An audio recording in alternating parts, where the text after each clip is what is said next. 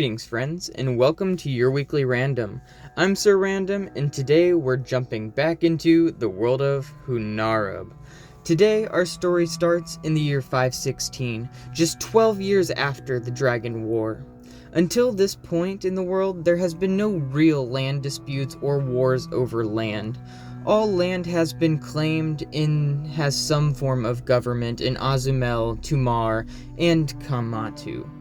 There is, of course, the possibility for undiscovered land in Hunarub, but these are just rumors and there is nothing proven, and the journeys are going to be extremely dangerous. After the Dragon War, the most affected place was, of course, the Eastern Forest. As we've talked about in my last videos about Hunarub, there were two major changes that happened. The Dragon War ended, and the Haunting ended. This caused a newfound peace within the forest. With this peace came growth. In the 12 years, the forest has grown immensely.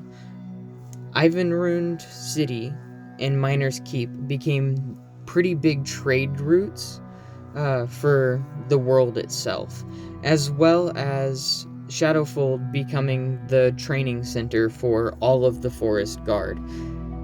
On the other hand, you have the orcs, who did not grow their strongholds, actually fearing that the humans would want their land. Because of this, Malik Stormarm, the orc leader, staged a war on the humans, sending a wave of their strongest orcs straight for the castle. As you would expect, the castle walls did not fall to these unprepared orcs who had only ever battled one-on-one or with the creatures of the forest. Darel Runic, not wanting to wage an unnecessary war, offered the orcs a chance to atone for this attack by joining the kingdom and uniting the forest as one once again. There was a strong divide over the group of orcs. Half of the orcs accepted, but for those who did not, they were banished from the forest, never to return or be hanged by the neck till dead. Although it seems harsh, this was treason punishable by death in the first place, and the banishment was Darel showing mercy. However, the banished orcs did not see it this way. They see that they had lost their battle and lost their land. Reluctantly, they did leave the forest and headed west. With 3 wagons and some donkeys, the journey started. Wanting to stick together and build their own stronghold, they started to get to work, and they wandered west until they found a town called Menegrath. Here, the orcs gathered information and learned about a place called the Forgotten Vale. In the northwesternmost point of Azumel, there lies the ruins of a city that never was. It was these words that settled deep inside the orcs. This was a place to be conquered, just like the forest. It was a feeling that was enough for Malik to ride on. The orcs headed for the Vale. Almost a month of travel goes on before they even reach the winding mountain pass. Through the mountain pass, you cannot take carts or wagons, so from this point on, it was walking or on donkey back.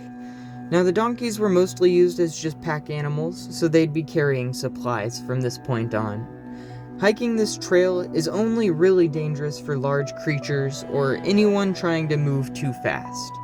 This is a slow journey, and doing it safely takes about a 10-day.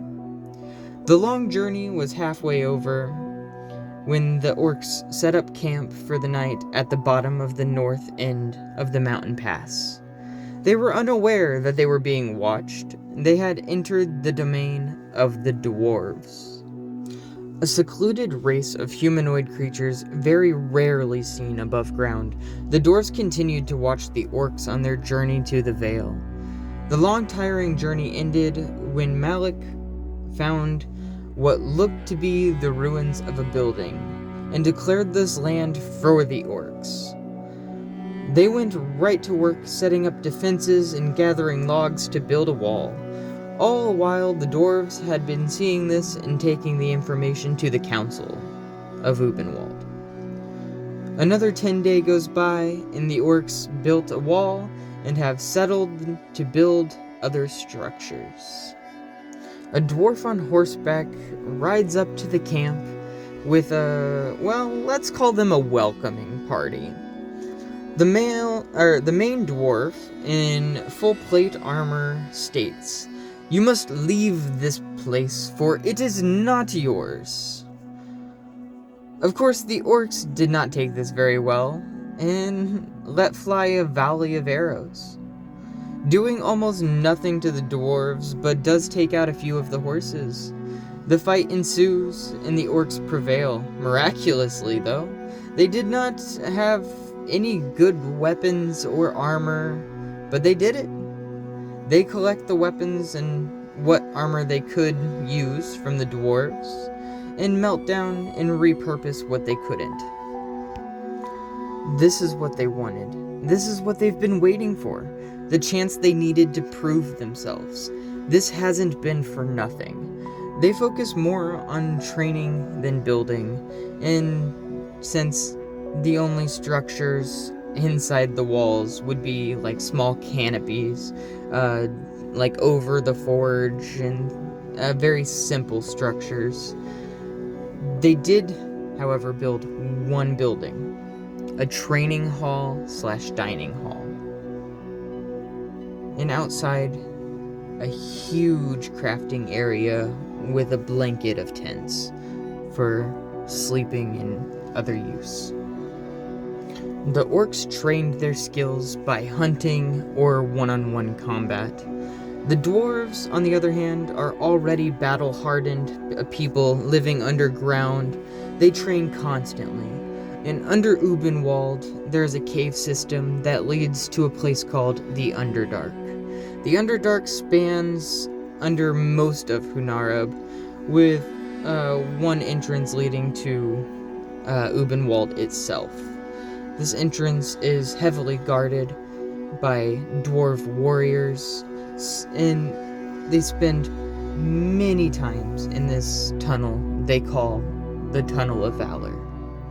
They use it as a training source, as well as an entrance to the Underdark when needed.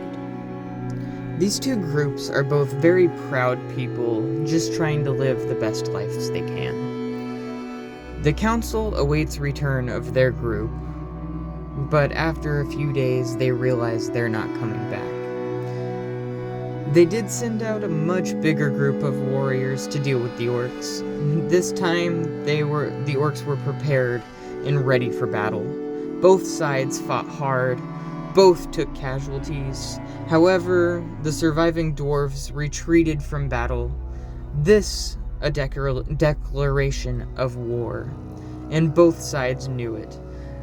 The war still goes on today, with battles happening almost daily. And I think that's where I'm gonna wrap it up today. Thank you so much for watching this video. I hope you enjoyed it, and as always, have a wonderful day. This is Sir Random, signing off.